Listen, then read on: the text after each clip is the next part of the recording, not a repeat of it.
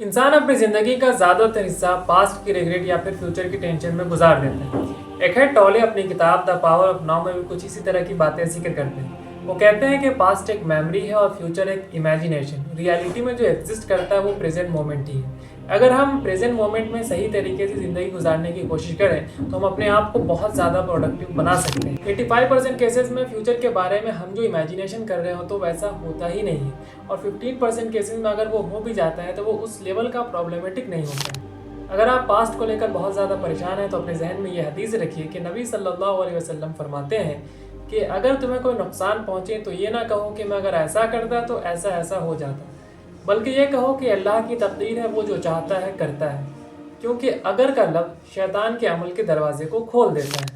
अगर आप फ्यूचर को लेकर बहुत ज़्यादा टेंशन में रहते हैं तो अपने जहन में ये हदीस रखिए कि अल्लाह के रसूल सल्लल्लाहु अलैहि वसल्लम फरमाते हैं कि अगर तुम अल्लाह पर वैसा तवक्कुल करो जैसा कि उस पर तवक्कुल करने का हक़ है तो अल्लाह ताला तुम्हें उसी तरह रिस्क देगा जैसा कि वो परिंदों को देता है। वो सुबह भूखे पेट निकलते हैं और शाम को पेट भर कर लौटते हैं।